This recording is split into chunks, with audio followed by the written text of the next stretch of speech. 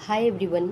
UPPCS का जो exam है 12 जून को लगा हुआ है, उसके रिगार्डिंग हम मॉडर्न हिस्ट्री के इम्पोर्टेंट क्वेश्चंस देख रहे हैं जो यूपीपीसीएस के आयोग द्वारा कंडक्ट कराए गए विभिन्न एग्ज़ाम्स के क्वेश्चन हैं।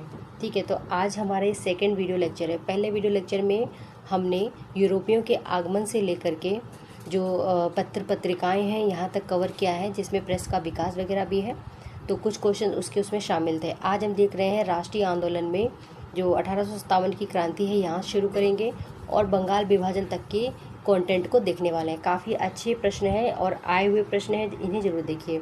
चलिए शुरू करते हैं। प्रश्न नंबर 1 है, अंग्रेजी भारतीय सेना में चर्बी वाले कारतूसों से चलने वाली एनफील्ड राइफल को कब शामिल किया गया था? ये शामिल किया गया था 1856 में दिसंबर मंथ में। नेक्स्ट है, भारत के प्रथम स्वतंत्रता संग्राम का मुख्य तात्कालिक कारण क्या था? इसमें था कि अंग्रेजों का धर्म में हस्तक्षेप का संदेह, ये मेन कारण था। नेक्स्ट है, मंगल पांडे की घटना कहाँ पे हुई थी? तो ये हुई थी बैरकपुर में। ठीक है, तो मंगल पांडे कहाँ से संबंधित थे? ये थे बैरकपुर से रिलेटेड। नेक्स्ट है, मंगल पांडे सिपाही थे कौन सी इन्फेंट्री के? तो ये थे 34वीं बंगाल नेटिव इन्फेंट्री। 1857 के विद्रोह के दौरान बहादुर शाह ने साहेब ए आलम बहादुर का खिताब किसको दिया था? ये दिया गया था बख्त खान को। नेक्स्ट देखिए, 1857 की क्रांति का प्रमुख कारण क्या था? तो ब्रिटिश साम्राज्य की पॉलिसीज़ यानी कि उनकी नीतियाँ। 1857 की क्रांति सर्वप्रथम कहाँ से शुरू की गई थी? तो ये शुरू की गई थी मेरठ से, मेरठ उत्तर प्रदेश से स्टार्ट की थी। फिर 1857 के स्वतंत्रता संग्राम से संबंधित पहली घटना कौन सी थी? तो ये थी मेरठ की तीसरी कैवेलरी रेजिमेंट के सैनिकों द्वारा चर्बी युक्त कारतूसों को छूने से इनकार करना। इस चीज़ का ध्यान रखिएगा, तीसरी कैवेलरी रेजिमेंट। फिर है 1857 के स्वाधीनता संग्राम का प्रतीक क्या था? तो कमल और रोटी। 1857 के संग्राम के झांसी, मेरठ, दिल्ली, कानपुर केंद्रों में से सबसे पहले अंग्रेजों ने पुनः अधिकृत किया था। तो देखिए, दिल्ली को सबसे पहले अधिकृत कर लिया गया था। 1857 के स्वाधीनता संघर्ष की वीरांगना महारानी लक्ष्मीबाई की जन्म स्थली कहाँ पर है? ये है बनारस में। 1857 के बरेली विद्रोह का नेता था खान बहादुर। महारानी लक्ष्मीबाई की समाधि कहाँ स्थित है? तो ये स्थित है ग्वालियर मध्य प्रदेश में। रानी लक्ष्मीबाई को अंतिम युद्ध में सामना करना पड़ा था किसका? तो ये थे हीरोज का सामना करना पड़ा था। 1857 का लखनऊ विद्रोह जिसके नेतृत्व में बढ़ा था वो कौन था? तो वो थी बेगम हजरत महल। अगला देखिए, वह महिला जिन्होंने अवध 1857 की क्रांति का नेतृत्व किया था, तो इन्होंने जो थी बेगम हजरत महल। फिर बात करते हैं इलाहाबाद में 1857 के संग्राम का नेता कौन था? ये थे मौलवी लियाकत अली। अगला है, 1857 के संघर्ष में भाग लेने वाले सिपाहियों की सबसे ज़्यादा संख्या कहाँ से थी? तो ये अवध से थी। सबसे ज़्यादा सिपाही जो थे वो अवध से संबंधित थे। नाना राव जो नाना साहेब के कमांडर इन चीफ थे वो कौन थे? तात्या टोपे। अजीमुल्ला खां सलाहकार थे किसके थे? तो ये थे नाना साहब के सलाहकार थे अजीमुल्ला साहब। 1857 के विद्रोह के संदर्भ में नाना साहेब, कुंवर सिंह, खान बहादुर खान, तात्या टोपे में से वह जिनको उनके मित्र ने धोखा दिया तथा अंग्रेजों द्वारा उन्हें बंदी बनाकर मार दिया गया था, तो वो कौन थे? तात्या टोपे। नेक्स्ट देखिए, 1857 के क्रांतिकारियों में से वह क्रांतिकारी जिनका वास्तविक नाम था रामचंद्र पांडुरंग। तो देखिए, तात्या टोपे का नाम था रामचंद्र पांडुरंग। अगला है, कुंवर सिंह 1857 के विद्रोह के प्रमुख नायक थे। कहाँ से रिलेटेड थे? तो ये बिहार से संबंधित थे। 1857 के विद्रोह में कुंवर सिंह अंग्रेजों के खिलाफ शामिल हुए थे। कहाँ से? तो ये आरा से शामिल हुए थे। पटना के 1857 के स्वतंत्रता संग्राम के नेता कौन थे? तो देखिए, पटना से यही बाबू कुंवर सिंह थे, यानी राजपूत कुंवर सिंह जी। असम में 1857 की क्रांति का नेता कौन था? तो दीवान मनीराम दत्त थे। 1857 के विद्रोह का बिहार में 15 जुलाई 1857 से 20 जनवरी 1858 तक का केंद्र कौन था? तो ये था जगदीशपुर। जगदीशपुर का वह व्यक्ति जिसने 1857 के विप्लव में क्रांतिकारियों का नेतृत्व किया था? तो कुंवर सिंह जी। जगदीशपुर के राजा कुंवर सिंह। 1857 की क्रांति में अंग्रेजों व जोधपुर की संयुक्त सेना को पराजित करने वाला कौन था? तो देखिए, अंग्रेजों व जोधपुर की संयुक्त सेना को आउवा के ठाकुर कुशल सिंह ने पराजित किया था।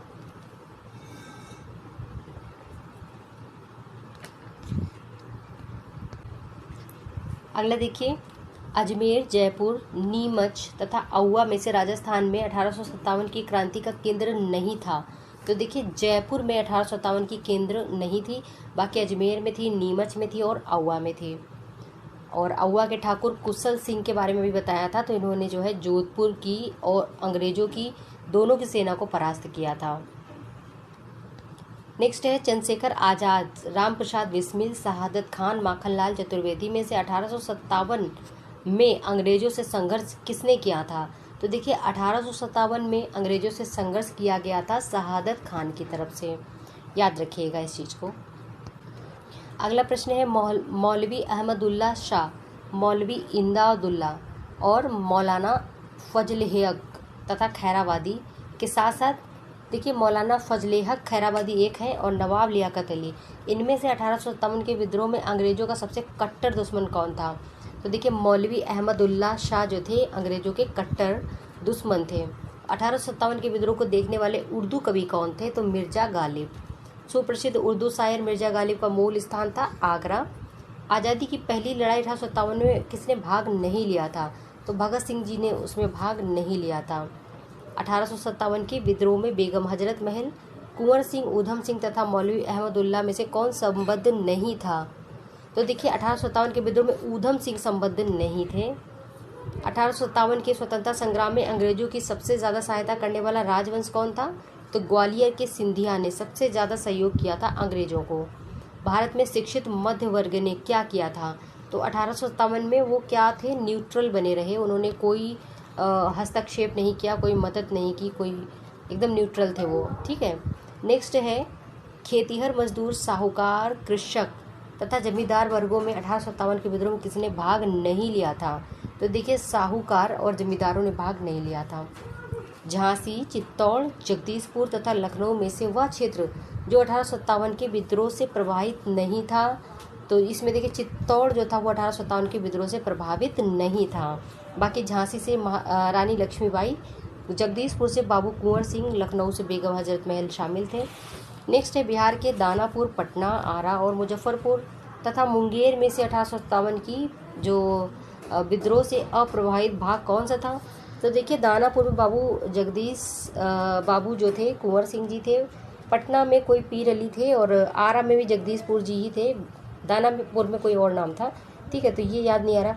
मुजफ्फरपुर से भी कोई थे, बट मुंगेर जो था इस चीज़ से बिल्कुल भी प्रभावित नहीं हुआ था, ये अप्रभावित भाग था।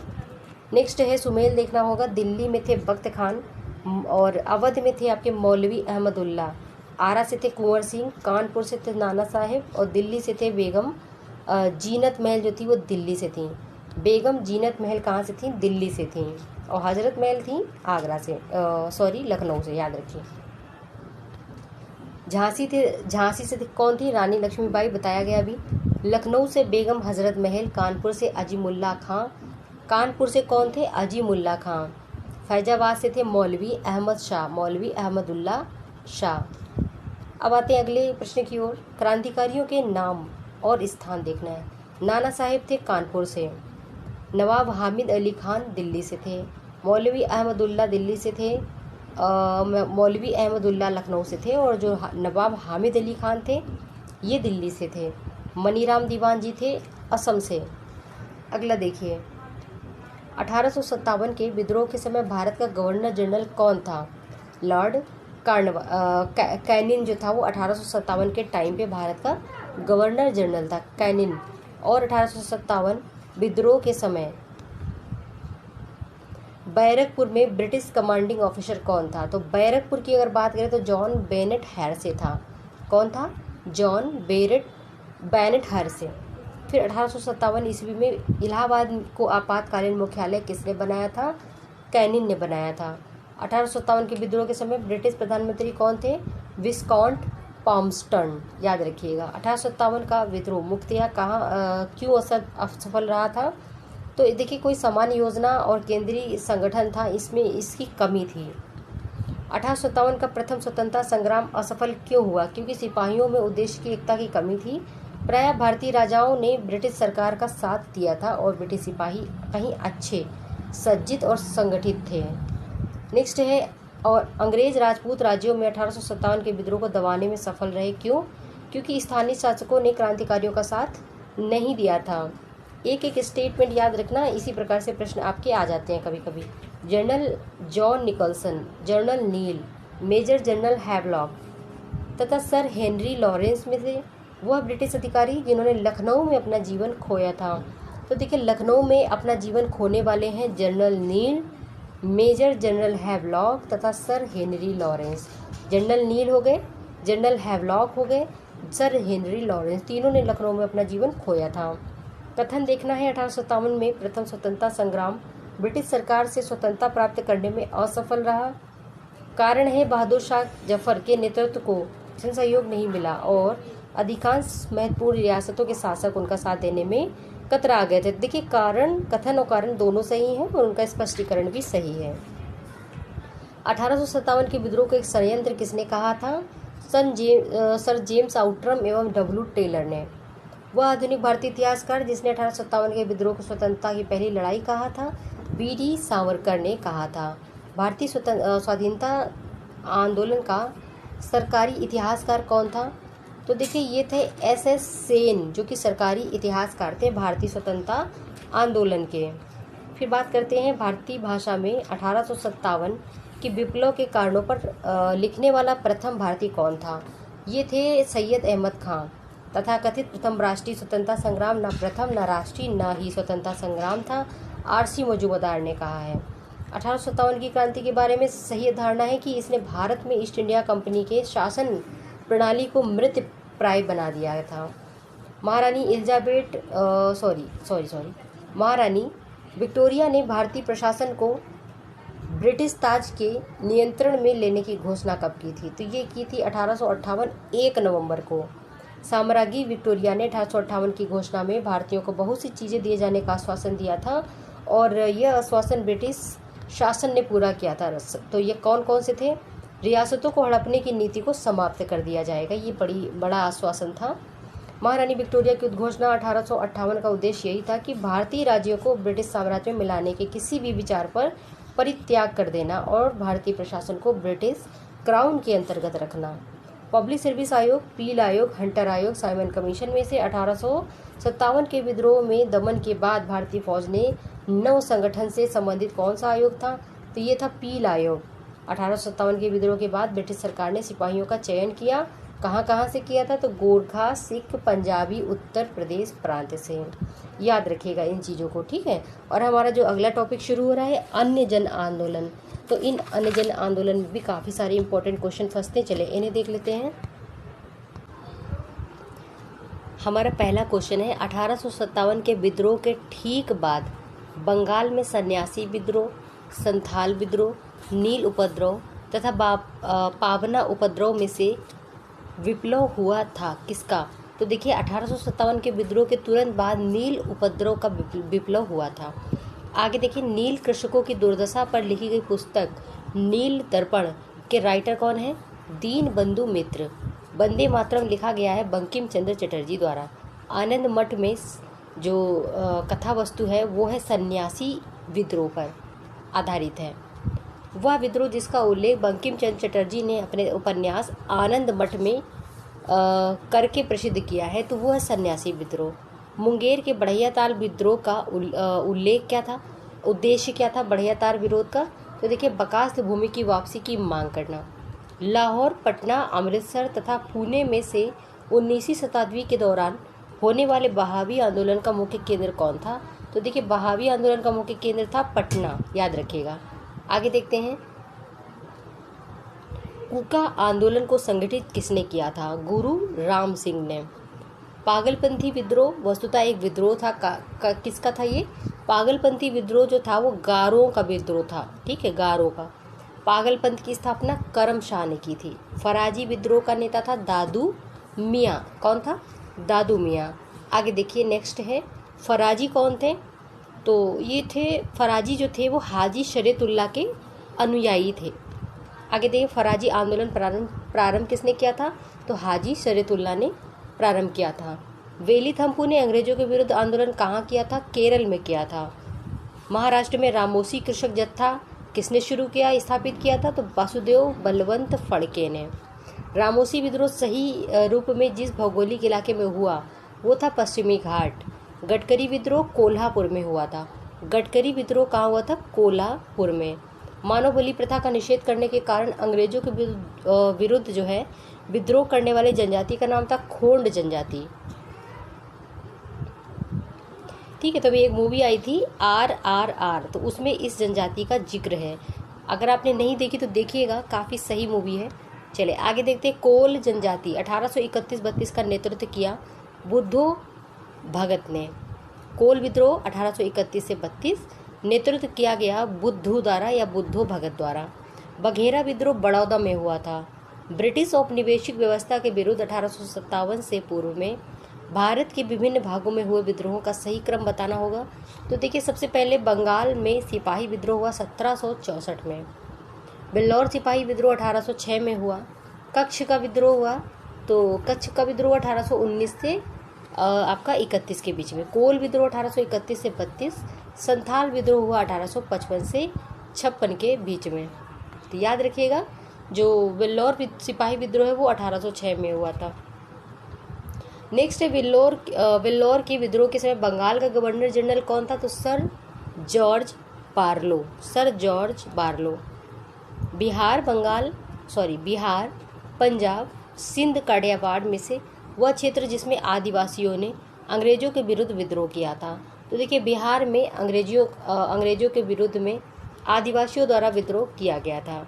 संथाल विद्रोह 1855 से 56 का नेतृत्व सिद्धू कानू एवं भैरव चांद ने किया था। 1855 में संथालों ने जिस अंग्रेज कमांडर को हराया था वो मेजर बरो थे। कौन थे? मेजर बरो बाय संथाल। 1855 में संथाल हुल के संदर्भ में सही कथन क्या है? भागलपुर के पास मेजर बरो संथालों से लड़ाई में हारे।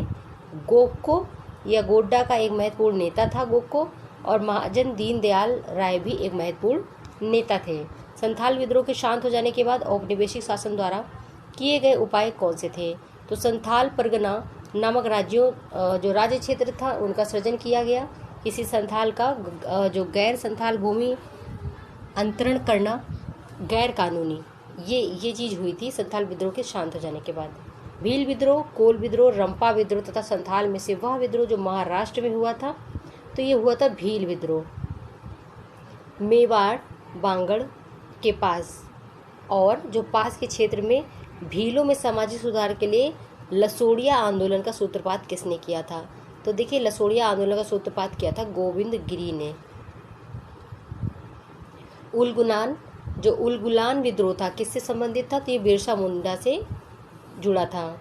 मुंडा विद्रोह का नेता बिरसा मुंडा थे। जिस आदिवासी नेता को जगत पिता यानी कि धरती आबा कहा जाता था वो कौन थे? बिरसा मुंडा। नेक्स्ट देखेंगे, मुंडाओं ने विद्रोह किया 1899 से 1900 ईस्वी तक में। ये एरिया बिरसा मुंडा सोते समय पकड़े गए 3 मार्च 1900 को। कब पकड़े गए? 3 मार्च 1900 को। बिरसा मुंडा का कार्यक्षेत्र रांची था। जनजातीय लोगों के संबंध में आदिवासी शब्द का प्रयोग किया गया ठक्कर बापा ने किया था। तो जनजातीय लोगों के संबंध में आदिवासी शब्द का प्रयोग किसने किया था? ठक्कर बापा ने किया था। भारत में 19वीं शताब्दी में जनजाति विद्रोह के लिए साझा कारण मुहैया कराने वाला तत्व क्या था? तो जनजातीय समुदायों की प्राचीन भूमि संबंधी व्यवस्था का संपूर्ण विदारण। हौज विद्रोह 1820-21 में हुआ था। खैरवार आदिवासी आंदोलन हुआ था 1874 में। खैबार आदिवासी आंदोलन 1874 में। संबलपुर के अनेक ब्रिटिश विरोधी नेताओं जो विरोधी विद्रोह थे उनका नेता था सुरेंद्र शाह। अगला क्वेश्चन है, नील विद्रोह, संथाल विद्रोह, दक्कन के दंगे तथा सिपाही विद्रोह का सही कालानुक्रम बताइए। तो सबसे पहले हुआ था संथाल विद्रोह, ठीक है। फिर हुआ था सिपाही विद्रोह, नील विद्रोह, दक्कन के दंगे। पहले संथाल विद्रोह हुआ, सिपाही विद्रोह हुआ, फिर नील विद्रोह हुआ और दक्कन के दंगे हुए थे। मोपला विद्रोह केरल में हुआ था। पावना विद्रोह हुआ था बंगाल में। एका आंदोलन हुआ था अवध में। और बिरसा मुंडा विद्रोह बिहार में हुआ था। उस टाइम पे बिहार और झारखंड एक हुआ करते थे ऑप्शन के अनुसार। अब आते हैं 1921 का मोपला विद्रोह केरल में हुआ था। घटनाएं और समय देख लेते हैं।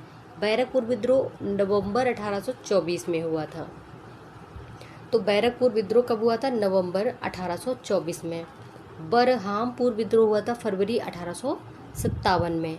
कब हुआ था? फरवरी 1857 में। संथाल विद्रोह 1855-56 के आसपास। बेल्लौर विद्रोह हुआ था 1859-60 के आसपास।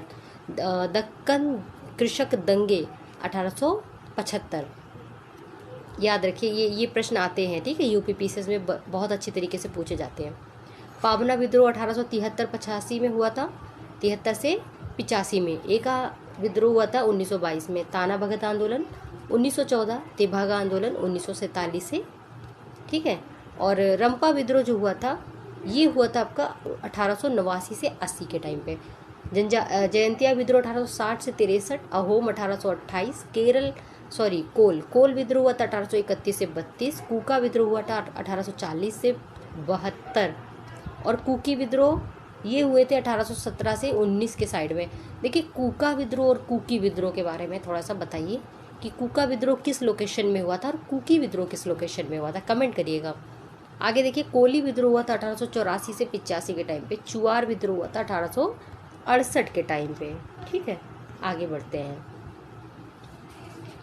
देखिए कूका विद्रोह बताया पंजाब में था और जो कोली विद्रोह था महाराष्ट्र में था। कुकी विद्रोह के बारे में उसमें पूछा था तो वो त्रिपुरा में है। चुआर विद्रोह आपका पश्चिम बंगाल में। अहोम गोमधर कुंवर के नेतृत्व में और ताना भगत जतरा भगत के नेतृत्व में हुआ था। एका आंदोलन का प्रारंभ किया गया उत्तर प्रदेश के हरदोई, बाराबंकी, बहराइच, सीतापुर आदि स्थानों में किसानों के द्वारा एका आंदोलन, ठीक है, याद रखिएगा।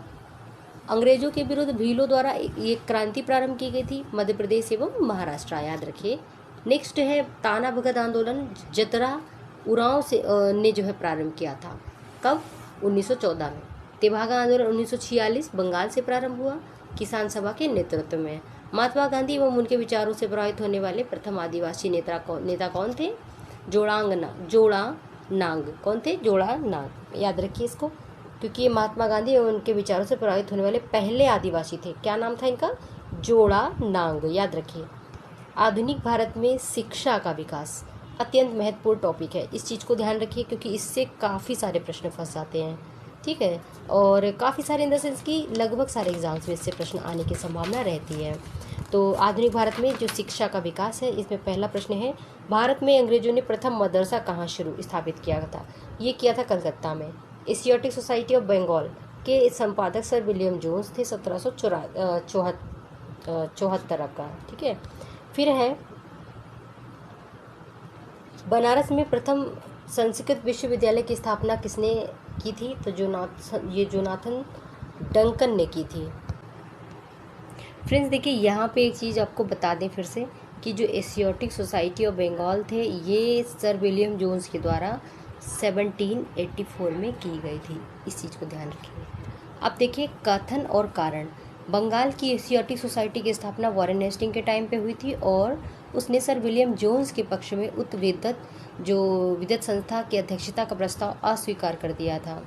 कारण है वॉरेन हेस्टिंग एवं स्वयं एक उद्वत विद्वान था और प्राच्य विद्या का प्रखर समर्थक था जो संस्कृत, फारसी व अरबी के अध्ययन को प्रोत्साहित करता था। देखिए दोनों सही है, कथन भी सही है और कारण भी जो है आपका सही है। चलिए आगे देखिए अगला प्रश्न। दादा भाई नौरोजी, माइकल मधुसूदन दत्त, राजा राम मोहन राय तथा विवेकानंद में से वह पेरिस की रॉयल एशियाटिक सोसाइटी की सदस्यता प्रदान की गई थी। तो देखिए जो पेरिस की रॉयल एशियाटिक सोसाइटी की सदस्यता प्रदान की गई थी वो थे माइकल मधुसूदन दत्त। श्रीमद् भागवत गीता का अंग्रेजी में सबसे पहले अनुवाद करवाया था चार्ल्स विल्किंस ने। कालिदास की प्रसिद्ध रचना अभिज्ञान शाकुंतलम का पहली बार अंग्रेजी में अनुवाद किया सर विलियम जोन्स ने। स्वतंत्रता पूर्व अवधि में ब्रिटिश सरकार द्वारा भारत में आधुनिक शिक्षा के प्रसार का मुख्य उद्देश्य क्या था? तो छोटे प्रशासनिक पदों पर नियुक्ति हेतु शिक्षित भारतीयों की आवश्यकता, ये इनका जो है उद्देश्य था, मेन उद्देश्य था। ब्रिटिश सरकार के जिस अधिनियम ने सबसे पहली बार भारत में शिक्षा के लिए 1 लाख रुपए दिए थे, चार्टर अधिनियम 1813। गुड डिस्पैच के बारे में सही कथन बताना है तो सहायता अनुदान व्यवस्था ग्रांट्स इन एड शुरू की गई थी, विश्वविद्यालयों की स्थापना की सिफारिश की गई थी। गुड डिस्पैच में एक तो सहायता अनुदान योजना शुरू की गई थी जिसको ग्रांट्स इन एड कहते हैं, और दूसरा था विश्वविद्यालयों की स्थापना की सिफारिश की गई थी। चार्ल्स वुड का आदेश पत्र किससे संबंधित था? तो ये शिक्षा एजुकेशन से संबंधित था। हंटर कमीशन की रिपोर्ट विशेष जोर दिया गया, तो ये हंटर कमीशन में जो प्रारंभिक शिक्षा के सुधार थे एवं विकास थे इस पर जोर दिया गया।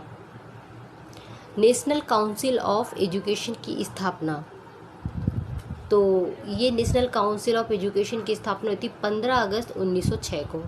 नेशनल काउंसिल ऑफ एजुकेशन की स्थापना 15 अगस्त 1906 को हुई थी। सैडलर आयोग किससे संबंधित था? शिक्षा से। शिक्षा में सुधार हेतु ब्रिटिश सरकार ने सैडलर विश्वविद्यालय आयोग नियुक्त किया था। कब? तो 1917 में। लॉर्ड मैकॉले किससे संबंधित है? तो अंग्रेजी शिक्षा से। 1902 में लॉर्ड कर्जन ने 2 भारतीय सदस्यों को सम्मिलित करते हुए एक विश्वविद्यालय आयोग गठित किया था। कौन थे वो? तो सैयद हुसैन बिलग्रामी और न्यायमूर्ति गुरुदास बनर्जी। भारत के औपनिवेशिक काम में अधोमुखी निस्यंदन सिद्धांत किससे संबंधित था? तो अधोमुखी निस्यंदन सिद्धांत शिक्षा क्षेत्र से संबंधित था। भारत की शैक्षणिक नीति में फिल्ट्रेशन थ्योरी के प्रतिपादक कौन थे? Filtration theory by Lord Macaulay.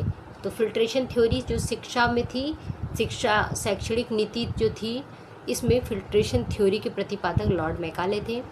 Bharat में आधुनिक शिक्षा प्रणाली की नींव पड़ी थी 1835 के मैकाले के स्मरण पत्र में। ठीक है, आधुनिक शिक्षा प्रणाली 1835 मैकाले के स्मरण पत्र में। भारत में अंग्रेजी शिक्षा की नींव पड़ी 1813 के चार्टर एक्ट से। अंग्रेजी शिक्षा की नींव कब पड़ी? 1813 के चार्टर एक्ट से। General committee of public instruction 1823 और प्राच्य विद्य एवं आंग्लविद विवाद, ये सब उसी से संबंधित है। भारत में अंग्रेजी शिक्षा की प्रारंभ की गई किससे? तो विलियम कैंडेविश वेंटिक के शासनकाल में। अंग्रेजी शिक्षा प्रारंभ हुई कब? विलियम कैम्बेडिस वेंटिक के शासनकाल में। नेक्स्ट देखिए, भारत में प्रथम 3 विश्वविद्यालय कलकत्ता, मद्रास, बम्बई की स्थापना कब हुई? तो 1857 में। जिसके सतत प्रयत्नों से बम्बई में प्रथम महिला विश्वविद्यालय की स्थापना हुई वह है डीके कर्वे, यानी कि मुंबई में प्रथम महिला विश्वविद्यालय डीके कर्वे की प्रयत्नों से हुआ था। दक्कन एजुकेशन सोसाइटी की स्थापना से संबंधित है बाल गंगाधर तिलक।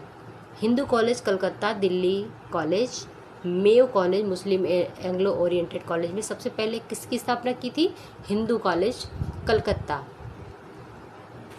डेविड हेयर और अलेक्जेंडर डफ के साथ मिलकर कलकत्ता में जिसने हिंदू कॉलेज की स्थापना की थी तो राजा राम मोहन राय। कौन थे? राजा राम मोहन राय। चलिए अब आगे देखिए यहाँ पे सही सुमेल देखना होगा। मदरसा, कलकत्ता में मदरसा था, वो किसके द्वारा उसके संस्थापक कौन थे? तो ये थे Warren Hastings. Fort William College के जो संस्थापक थे लॉर्ड रिचर्ड कोले वेलेजली ने कलकत्ता में फोर्ट विलियम कॉलेज की स्थापना की थी ब्रिटिश नागरिकों को भारत में प्रशासन हेतु प्रशिक्षित करने के लिए। किसने? वेलेजली ने। स्वामी बाल गंगाधर तिलक, स्वामी विवेकानंद, महात्मा गांधी तथा मदन मोहन मालवीय में से भारतीय विश्वविद्यालयों में धार्मिक शिक्षा के लिए प्रबल रूप से वकालत किसने की थी? मदन मोहन मालवीय ने। बनारस हिंदू विश्वविद्यालय का शिलान्यास किया था वायसराय लॉर्ड हार्डिंग ने ही बनारस हिंदू विश्वविद्यालय की आधारशिला या शिलान्यास किया था। ठीक है। अलीगढ़ मुस्लिम विश्वविद्यालय, अलीगढ़, डॉक्टर BR अम्बेडकर विश्वविद्यालय लखनऊ, बनारस हिंदू विश्वविद्यालय वाराणसी एंड इलाहाबाद विश्वविद्यालय में से सबसे पहले कौन सा केंद्रीय विश्वविद्यालय घोषित किया गया था? तो ये था बनारस हिंदू विश्वविद्यालय वाराणसी। अगला देखेंगे आधुनिक भारत में प्रेस का विकास, तो इससे भी काफ़ी क्वेश्चन आते हैं। चलिए देख लेते हैं, इसको भी शुरू करते हैं। भारत का पहला समाचार पत्र कौन था? Bengal gazette. Wellesley, Hastings, John Adams तथा डलहौजी में से सर्वप्रथम प्रेस सेंसरशिप किसने लागू की थी? वेलेजली ने लागू की थी। प्रेस पे सेंसरशिप किसने लागू की थी? वेलेजली ने लागू की थी। वर्नाकुलर प्रेस एक्ट का प्रवर्तन लिटन ने किया और रद्द किया रिपन ने। ठीक है, और जिसके टाइम पे प्रेस जो अधिनियम था उसको समाप्त कर दिया गया था वो थे लॉर्ड रिपन। पत्रकार के कर्तव्य का निर्वहन करते हुए जेल जाने वाला पहला भारतीय था बाल गंगाधर तिलक। कनाडा के वैंकूवर में फ्री हिंदुस्तान अखबार शुरू किया तारकनाथ दास ने। फ्री हिंदुस्तान बाय तारकनाथ दास। फारसी साप्ताहिक मेरातुल अखबार बाय राजा राम मोहन राय। 1880 के दशक में इंडियन मिरर बाय कलकत्ता, मतलब इसका जो प्रकाशन था वो कलकत्ता में होता था। इंडियन मिरर का गदर पत्र का प्रथम अंक जो है प्रकाशित हुआ था उर्दू भाषा में। गदर पार्टी का पत्र गदर था और यह एक साप्ताहिक पत्र था। अमृत बाजार पत्रिका बाय शिशिर कुमार घोष, याद रखें। लोकमान्य बाल गंगाधर तिलक ने भारतीय स्वतंत्रता संग्राम जो था उसकी सेवा के उद्देश्य से जो समाचार पत्र प्रारंभ किया था वो था केसरी बाय लोकमाल बाल गंगाधर तिलक। तो इनकी उपाधि थी लोकमान्य। क्रांतिकारी काल की लोकप्रिय घटनाएं जो अनेक कारणों से कांग्रेस की आलोचना करती थी ये थे बंगवासी काल तथा केसरी। बंगवासी काल तथा केसरी जो है कांग्रेस की आलोचना करते थे। वह समाचार पत्र जिन्होंने भारतीय स्वतंत्रता संग्राम के काल में क्रांतिकारी राष्ट्रवाद की वकालत की थी कौन थे? संध्या, युगांतर तथा काल। इन्होंने स्वतंत्रता संग्राम के काल में क्रांतिकारी राष्ट्रवाद की वकालत की थी। सोम प्रकाश नामक समाचार पत्र शुरू किया गया था ईश्वर चंद्र विद्यासागर के द्वारा। New India, leader, young India तथा फ्री प्रेस जर्नल अखबारों में से मुख्यतः उदारवादियों की नीति का प्रचारक कौन था? तो लीडर जो था वो उदारवादी नीतियों का प्रचारक था। द इंडियन ओपिनियन पत्र छापा जाता था गुजराती, तमिल, हिंदी, अंग्रेजी भाषा में। द इंडियन ओपिनियन पत्र कैसे छापा जाता था? तो ये था गुजराती, तमिल, हिंदी और अंग्रेजी भाषा में। इंडियन ओपिनियन पत्रिका के प्रथम संपादक कौन थे? तो इंडियन ओपिनियन पत्रिका के पहले संपादक थे मनसुख लाल नजर। मनसुख लाल नजर इंडियन ओपिनियन पत्रिका। महात्मा गांधी द्वारा दक्षिण अफ्रीका में प्रकाशित समाचार पत्र का नाम क्या था? Indian Opinion by Mahatma Gandhi at South Africa. फिर है हिंदी का पहला समाचार पत्र उदन मार्तंड 30 मई 1826 को प्रकाशित हुआ था।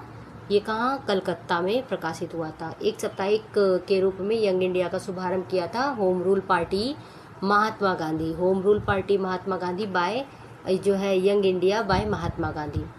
भारतीयों द्वारा अंग्रेजी भाषा में प्रकाशित प्रथम समाचार पत्र था बंगाल गजट। बंगाल गजट। नील आंदोलन का जमकर समर्थन करने वाले हिंदू पैट्रियट के संपादक थे हरिश्चंद्र मुखर्जी। हिंदू पैट्रियट बाय हरिश्चंद्र मुखर्जी, याद रखिएगा। अंग्रेजी साप्ताहिक वंदे मातरम के साथ अपने को संबद्ध किया अरविंद घोष ने। अंग्रेजी साप्ताहिक जो वंदे मातरम था वो अरविंद घोष से संबंधित है। इंडियन नेशन, पंजाब केसरी, प्रभाकर तथा डॉन में से जिस अखबार का पटना से प्रकाशन होता था वो था इंडियन नेशन। स्वदेश वाहिनी बाय रामकृष्ण पिल्लय। कौन? रामकृष्ण पिल्लय। नेक्स्ट है अंग्रेजी पत्र इंडिपेंडेंट किससे जुड़ा था? मोतीलाल नेहरू से जुड़ा था। मोतीलाल नेहरू से जुड़ा था। नेक्स्ट देखिए समाचार पत्र देखने हैं वो किस भाषा में थे इसको देखना है। भारत मित्र ज्योति हिंदी में, राष्ट्रमत मराठी में, प्रजा मित्र गुजराती, नायक बंगाली में। समाचार पत्र और संस्थापक दैनिक आज शिव प्रसाद गुप्त द्वारा। The leader Madan Mohan Malviya. The national herald Jawaharlal Nehru. The pioneer George Allen. Kanpur से प्रकाशित जिस समाचार पत्र के माध्यम से विजय सिंह पथिक ने बिजौलिया आंदोलन को समूचे भारत में चर्चा का विषय बना दिया था वो क्या था? तो ये था प्रताप न्यूज़पेपर। ठीक है। हरिजन के प्रारंभकर्ता महात्मा गांधी थे। हरिजन के प्रारंभकर्ता कौन थे? तो ये थे महात्मा गांधी। अगला क्वेश्चन देखिए, क्वेश्चन नंबर, देखिए मैं नंबर नहीं दिया है। प्रश्न हमारा है गांधी जी द्वारा शुरू किए गए साप्ताहिक पत्र हरिजन का प्रथम अंक 11 फरवरी 1933 को प्रकाशित किया गया था। कहाँ पे? पूना में, मतलब जो पुणे है वहाँ पे। मराठी पाक्षिक जो बहिष्कृत भारत का आरंभ है वो किया बी आर अम्बेडकर ने। ये सब बीपीएससी प्रश्न पूछा हुआ था इस बार का। अल हिलाल कॉमरेड द इंडियन सोशियोलॉजिस्ट तथा जमींदार में से युवा कर्नल जो अबुल कलाम आजाद द्वारा प्रकाशित है, वह जर्नल है ना। तो ये अबुल कलाम जी द्वारा अल हिलाल को प्रकाशित किया गया था। वर्ष 1920 में लाहौर से लाला लाजपत राय द्वारा जिस उर्दू समाचार पत्र को प्रारंभ किया गया था, वंदे मातरम, हिंदू जी सुब्रमण्यम अय्यर उसके संपादक हैं। सुधारक के हैं Gopal Krishna Gokhale. Voice of India Dada Bhai Naoroji, Bengali S N. Banerjee, Hindustani Ganga Prasad Varma. फिर बात करते हैं अगले क्वेश्चंस की। तो Bombay Chronicle by Firoz Shah Mehta, Commonwealth Annie Besant, Leader Madan Mohan Malaviya, Searchlight Sachchidanand Sinha, Justice T M. Nair, Annie Besant New India, Mahatma Gandhi के जो है यंग इंडिया है, लोकमान्य तिलक केसरी, बी आर अम्बेडकर मूक नायक किसका है तो बी आर अम्बेडकर का, दादा भाई नौरोजी रास्त गोफ्तार हो गया उनका, तहजीब उल अखलाक सर सैयद अहमद खान, संवाद कौमुदी राजा राम मोहन राय, नवजीवन एम के गांधी, स्वराज है जी प्रकाशम का, प्रभात एन.सी. केलकर, कौमी आवाज जवाहरलाल नेहरू। एनी बेसेंट द्वारा निकाले जाने वाले 2 अखबार थे कॉमनवेल्थ और New India. The Hindu Bengali, the Mahratta और टाइम्स ऑफ इंडिया में से एक राष्ट्रवादी समाचार पत्र कौन सा नहीं था तो द टाइम्स ऑफ इंडिया नहीं था, जबकि द हिंदू बंगाली और दी मेहरता ये तीनों थे राष्ट्रवादी समाचार पत्र। फिर बात करें अगले जो राइटर्स हैं और उनके पत्र हैं, पत्रिकाएं हैं। बिपिन चंद्र पाल न्यू इंडिया, बिपिन चंद्र पाल की देखिए एक बिपिन चंद्र पाल की है न्यू इंडिया और जो दूसरी न्यू इंडिया है एक और है एनी बेसेंट जी की है। तो बिपिन चंद्र पाल और एनी बेसेंट दोनों की है न्यू इंडिया, याद रखिएगा इसको। अरविंद घोष वंदे Mataram, Brahma Bandhav Upadhyay Sandhya, Mohammad Ali Comrade, S.A. Dange the Socialist, Muzaffar Ahmad Navyug, Gulab Hussain Inquilab किसकी है गुलाम हुसैन की है, M. Singaravelu labour Kisan gazette की है, इंदु प्रकाश M.G. रनाडे पत्र था इनका और नेटिव ओपिनियन था B.N. मांडलिक का, Indian Mirror by Devendranath Tagore, Bangavasi Jogendranath Bose, Aurobindo Ghosh का है वंदे मातरम, मोतीलाल घोष का है अमृत बाजार पत्रिका, द हिंदू सुब्रमण्यम अय्यर, बाल गंगाधर तिलक की है केसरी, गंगा प्रसाद वर्मा की है हिंदुस्तानी, 10 रोजा पत्रिका बाय अब्दुल गफ्फार खान, ठीक है, राष्ट्रीय आंदोलन के दौरान शुरू की गई थी इसको। अब हमारा अगला टॉपिक है सामाजिक एवं धार्मिक सुधार आंदोलन, जो कि महत्वपूर्ण है। चलिए इसको शुरू करते हैं। और इससे पहले का जो वीडियो है हमारा वो टेलीग्राम की इसकी जो डिस्क्रिप्शन है उसमें इसका लिंक दिया गया है, तो इसको आप वहाँ से पहला वीडियो ज़रूर देखिएगा क्योंकि उसमें भी काफ़ी सारे टॉपिक्स हम लोगों ने कवर किए हैं। 19वीं शताब्दी के धर्म एवं समाज सुधार आंदोलनों ने जनसंख्या के जिस वर्ग को मुख्यतया आकर्षित किया वह कौन था तो ये था बुद्धिजीवी, नगरीय उच्च जातियाँ तथा उदार रजवाड़े। फिर है कथन और कारक। तो कथन में कह रहे हैं 19वीं सदी के सामाजिक धार्मिक आंदोलन के कारण भारत का आधुनिकीकरण हुआ।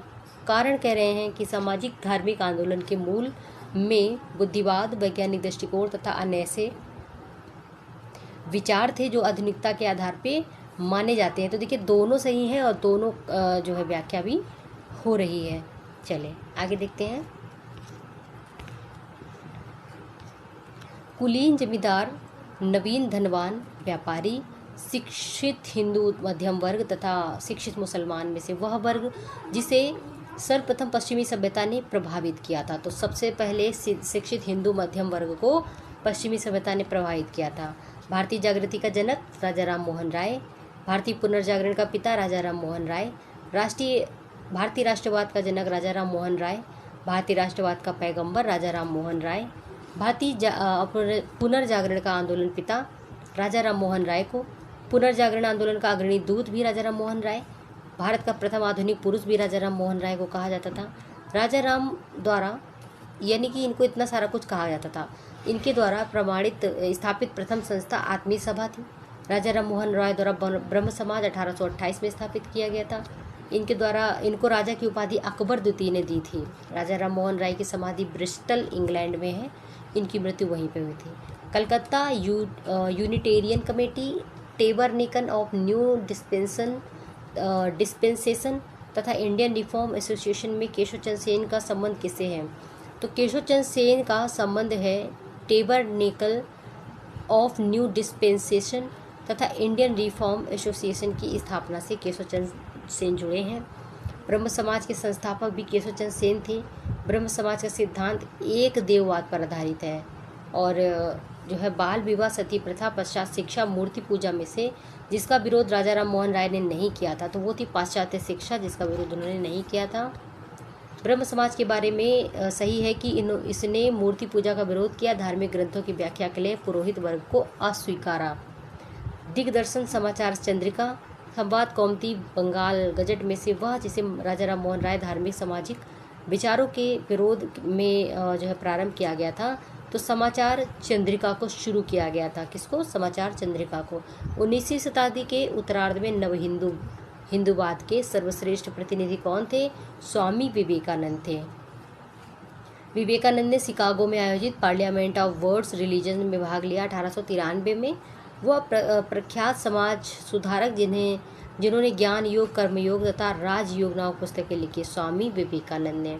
व्यवहारिक वेदांत के प्रतिपादक कौन हैं? तो ये हैं आपके विवेकानंद जी। फिर बात करते हैं अगले प्रश्न की। रामकृष्ण मिशन स्थापित किया गया स्वामी विवेकानंद जी के द्वारा। स्वामी विवेकानंद ने परमहंस की मिशन की स्थापना 1897 में की थी। शारदा मणि थी रामकृष्ण परमहंस की पत्नी का नाम। ईश्वर के बारे में सोचने के लिए मेरे पास वक्त नहीं है क्योंकि अभी इस धरती पर बहुत ही काम किया जाना है। ईश्वर चंद्र विद्यासागर द्वारा इसको कहा गया था। ब्रिटिश साम्राज्य पूरी तरह से सड़ चुका है, इस तरह से भ्रष्ट, अत्याचारी व हीन है, यह कहा था सिस्टर निवेदिता ने। किसने? सिस्टर निवेदिता ने। दयानंद सरस्वती द्वारा स्थापित है आर्य समाज बाय दयानंद सरस्वती 1875। वेदों के पुनरुत्थान का श्रेय स्वामी दयानंद सरस्वती को है। वेदों की ओर चलो स्वामी दयानंद सरस्वती ने कहा। भारत का मार्टिन लूथर स्वामी दयानंद सरस्वती को कहते हैं। भारत का मार्टिन लूथर कहते हैं स्वामी दयानंद सरस्वती को। सत्यार्थ प्रकाश भी स्वामी दयानंद सरस्वती द्वारा इसको रचा गया था और यह जो है पवित्र पुस्तक है। आर्य समाज की शुद्धि आंदोलन का समर्थन किया आर्य समाज ने। कथन ये कह रहा है आर्य समाज आंदोलन ने हिंदुओं में आत्मविश्वास और आत्मनिर्भरता प्रदान की, ठीक है, और आर्य समाज आंदोलन ने श्वेत जाति की श्रेष्ठता में विश्वासी जड़ों को कमजोर किया, ये गलत है। फिर है अच्छा शासन स्वशासन का स्थानापन्न नहीं है, ये कहा गया है स्वामी दयानंद सरस्वती द्वारा। वह व्यक्ति जिसने सर्वप्रथम स्वराज शब्द का प्रयोग किया और हिंदी को राष्ट्रभाषा माना है, तो ये हैं स्वामी दयानंद सरस्वती। तुलसीदास, राजा राम मोहन राय, स्वामी विवेकानंद तथा दयानंद सरस्वती। सही कालानुक्रम बताएंगे तो सबसे पहले आए तुलसीदास, फिर राजा राम मोहन राय, फिर दयानंद सरस्वती और बाद में विवेकानंद। महाराष्ट्र में प्रार्थना समाज आत्माराम पांडुरंग द्वारा शुरू किया गया, इसकी स्थापना की गई। महाराष्ट्र में प्रार्थना समाज का जो मुख्य संचालक था MG रानाडे। देव समाज के संस्थापक थे शिव नारायण अग्निहोत्री। 1873 में सत्यशोधक समाज की स्थापना ज्योतिबा फुले द्वारा। गुलामगिरी ज्योतिबा फुले द्वारा। पिछड़े वर्गों का उत्थान का मुख्य कार्यक्रम सत्यशोधक समाज था। फिर जो है सत्यशोधक समाज ने संगठित किया किसको? महाराष्ट्र में एक जाति विरोधी आंदोलन को। वह बंगाली नेता जिसने सामाजिक धार्मिक सुधारों का विरोध किया तथा रूढ़िवादिता का समर्थन किया, राधाकांत देव ने। चले आगे देखिए, हमारा अगला क्वेश्चन है राधा स्वामी सत्संग के संस्थापक कौन थे? शिव दयाल साहब। महाराष्ट्र का वह सुधारक जिसने लोकहितवादी कहा जाता है गोपाल हरि देशमुख।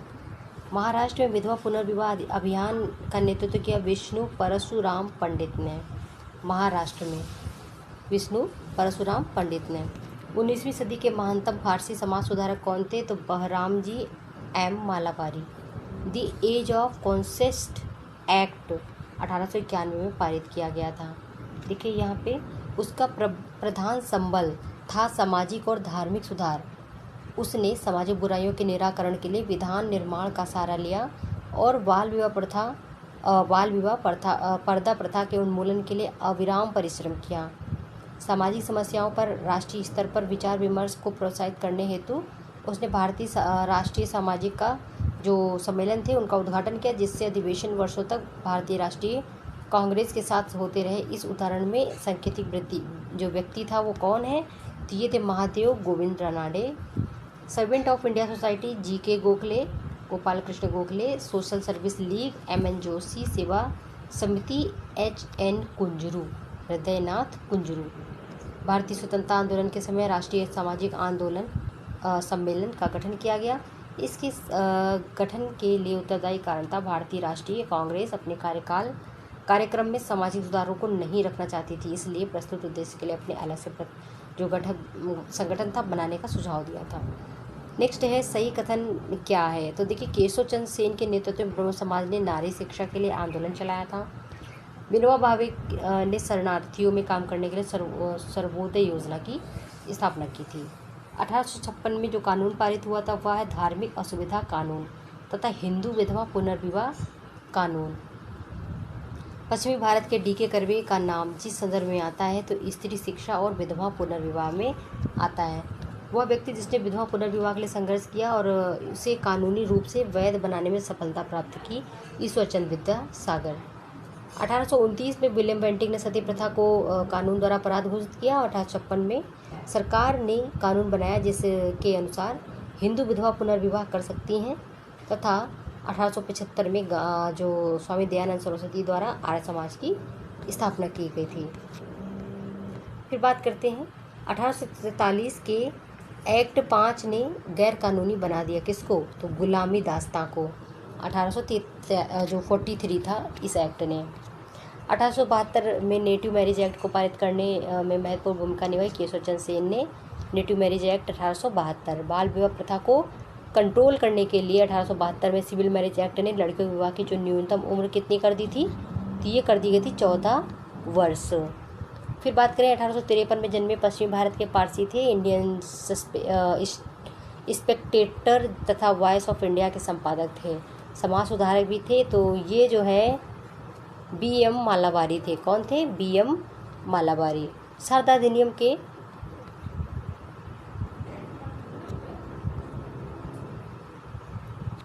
ठीक है, तो इसमें जो थोड़ा सा बताइएगा, इसमें डाउट है अगर तो आगे देखिए। शारदा अधिनियम के अंतर्गत लड़कियों एवं लड़कों के विवाह की जो न्यूनतम आयु थी वो थी 14 से 18, 14 और 18। फिर है शारदा एक्ट बाल विवाह से सब प्रतिबंध थे उससे संबंधित था। Theosophical society madam HP blow जो वेट्सकी थी उनके द्वारा। भारत में थियोसोफिकल सोसाइटी एनी बेसेंट के कारण।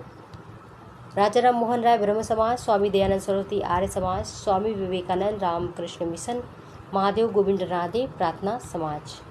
थियोसोफिकल सोसाइटी एनी बेसेंट प्रार्थना समाज आत्माराम पांडुरंग, आत्मीय सभा राजा राम मोहन राय। भारतीय ब्रह्म समाज केशव चंद्र सेन, स्वामी राधा स्वामी सत्संग तुलसी राम। यंग इंडिया महात्मा गांधी, लोक हितवादी गोपाल हरि देशमुख, सत्यशोधक समाज ज्योतिबा फुले। रहनुमाई मज देवसन सभा नरोजी फुरदोंजी द्वारा। ब्रह्म समाज कलकत्ता में, मानव धर्म सभा सूरत में, आर्य समाज बम्बई में और नदवा उल उलमा लखनऊ में। Mohammedan Anglo Oriental sir Syed Ahmad Khan college Aligarh. Tattvabodhini Sabha Devendranath Tagore. ठीक है, ये हो गया। आगे बढ़ते हैं। वह समाज सुधारक जिसने 1826 के जूरी अधिनियम का घोर विरोध किया, राजा राम मोहन राय ने। 1870 में पूना सार्वजनिक सभा की स्थापना महादेव गोविंद रानाडे द्वारा की गई थी। SC सीतलवाड़, BN राव तथा आल्हादी कृष्ण स्वामी अय्यर प्रख्यात सदस्य थे सर्वेंट ऑफ इंडिया सोसाइटी के। 1905 में servant of India society Bharat सेवक समाज की स्थापना पूना में गोपाल कृष्ण गोखले द्वारा हुई थी। पुणे में बहुजन समाज का संस्थापक थे मुकुंद राव पाटिल। नडारू द्वारा मंदिरों में प्रवेश के अधिकार की मांग प्रस्तुति के कारण 1899 में भयंकर दंगे कहाँ हुए थे? तिरुनेलवेली में। बाल गंगाधर तिलक लोकमान्य तिलक के नाम से प्रसिद्ध हुए जब उन्होंने शिवाजी और गणपति उत्सव को शुरू किया था। यदि भगवान अस्पृश्यता से को सहन करते हैं तो मैं भी भगवान को नहीं मानूंगा, बाल गंगाधर तिलक ने कहा था। राजा राम मोहन राय ने कहा कि हिंदू धर्म का शुद्धतम रूप उपनिषदों में निहित है। केशव चंद्र सेन ने कहा कि ब्रह्मवाद को विश्व धर्म बनाना चाहिए। दयानंद सरस्वती ने कहा हिंदू धर्म की पहचान वेदों से संस्थापित धर्म से की। रामकृष्ण परमहंस ने इस पर जोर दिया कि ईश्वर तक पहुंचने के लिए कई मार्ग हो सकते हैं। यंग बंग आंदोलन हेनरी विवियन डेरोजियो द्वारा, बहिष्कृत हितकारिणी सभा बी.आर. अम्बेडकर द्वारा, theosophical society colonel Olcott, madam Blavatsky करके कुछ हैं उनका, और united Indian patriotics association Syed Ahmad Khan. समाज सुधारक जो संस्कृत भाषा में प्रवीणता के लिए जाने जाते हैं दयानंद सरस्वती, ईश्वर चंद्र विद्यासागर, राजा राम मोहन राय। सही कथन है ब्रह्म समाज एक ईश्वरवाद का समर्थन करता था। आर्य समाज ने शिक्षा के विकास में योगदान दिया था। रामकृष्ण मिशन की स्थापना बाय स्वामी विवेकानंद।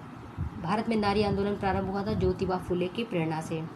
ब्रह्म समाज, रामकृष्ण मिशन और आर्य समाज में क्या समानता है? तीनों ही राजनीतिक उद्देश्यों के लिए नहीं बने थे और लेकिन तीनों ने ही देशभक्ति की भावना के विकास में सहायता दी। डॉक्टर एनी बेसेंट थियोसोफिस्ट थी और थियोसोफिकल सोसाइटी का अंतर्राष्ट्रीय मुख्यालय कहाँ है? मद्रास। स्वामी दयानंद सरस्वती ने आर्य समाज की स्थापना की थी।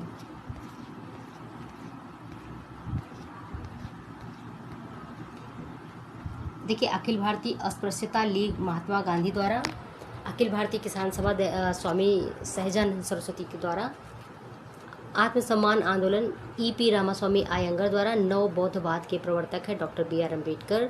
दार उल जो उलूम की स्थापना है ये आपके मौलाना सिबली नुमानी ने की थी। देवबंद आंदोलन यूपी में हुआ था संयुक्त प्रांत में 1866 में के आसपास में, और 1824 का बंगाल का तारकेश्वर आंदोलन किसके विरुद्ध था? तो ये मंदिर में भ्रष्टाचार के विरुद्ध था। हाली पद्धति थी बंधुआ मजदूर से संबंधित थी। कांग्रेस से पहले कुछ राजनीतिक संस्थाएं स्थापित की गई थी, उनको देखना होगा। भारत में जिस राजनीतिक संगठन की स्थापना 1838 में हुई थी उसका नाम था Zamindar association. The Deccan association, the Indian association, the Madras Mahajan Sabha, the Poona Sarvajanik सभा में से, जिसने 1875 में हाउस ऑफ कॉमन्स में एक याचिका प्रस्तुत करते हुए ब्रिटिश संसद में भारत के प्रत्यक्ष प्रतिनिधित्व की मांग की। वो कौन थे? द पूना सार्वजनिक सभा ने। भारत संघ इंडियन एसोसिएशन के संस्थापक SN बनर्जी थे। राष्ट्रीय कांग्रेस से पूर्व सबसे प्रमुख संस्था थी Indian association of Calcutta. Rabindranath Tagore, Surendranath Banerjee, RC Dutt तथा सुभाष चंद्र बोस में से वह नेता जो ब्रिटिश द्वारा इंडियन सिविल सर्विसेज में 1874 में बर्खास्त किया गया था। सुरेंद्रनाथ बनर्जी को 1874 में सिविल सर्विसेज से ICS से बर्खास्त कर दिया गया था। सुरेंद्रनाथ बनर्जी द्वारा स्थापित जो संगठन था 1886 में इंडियन नेशनल कांग्रेस में विलय हो गया था। इंडियन एसोसिएशन नाम था उसका। राजनैतिक सुधारों को लेकर विरोध करने वाले पहले भारतीय कौन थे? तो ये राजा राम मोहन राय थे। सही कालानुक्रम बताइए। बॉम्बे एसोसिएशन, फिर Indian league, Indian association, Madras Mahajan Sabha सबसे बाद में। मद्रास महाजन सभा की स्थापना 1884 में हुई थी। 1885 में जो है बम्बई प्रेसिडेंसी एसोसिएशन के संस्थापकों में से एक कौन था? तो ये थे Firoz Shah Mehta. British India society London से संबंधित है। ईस्ट इंडिया एसोसिएशन लंदन से, नेशनल इंडिया एसोसिएशन भी लंदन से, इंडियन एसोसिएशन कलकत्ता से। तो सही कालानुक्रम देखना है संस्थाओं का। बंग भाषा प्रकाशिता सभा हो गई। Land holder society Bengal British India society, Indian league, ये हो गया। फिर आते हैं लैंड होल्डर सोसाइटी द्वारका, ये जो द्वारकनाथ हैं, द्वारकनाथ टैगोर। फिर बात करें British India society William Adams, Indian society Anand Mohan Bose, Indian association SN Banerjee. Indian league Shishir Kumar Ghosh, Indian association Anand Mohan Bose, भारतीय राष्ट्रीय उदार संघ सुरेंद्रनाथ बनर्जी, यूनाइटेड इंडिया सैयद अहमद खान। आगे देखें Asiatic society of Bengal 1784, Asiatic society of Bombay 1804, royal Asiatic society of Great Britain 1823, land holder society of Bengal 1838, ये याद रखिएगा। British Indian association Radha Kant Dev, Bombay presidency association KT Telang, central Mohammedan national association Syed Ameer Ali, servant of India society Gopal Krishna Gokhale. Poona Sarvajanik Sabha MG Ranade. Madras Mahajan Sabha Ananda Charlu. Asiatic society of Bengal William जोस। तो यहाँ से जो है आपका भारतीय राष्ट्रीय कांग्रेस स्टार्ट हो रहा है। तो हमारा जो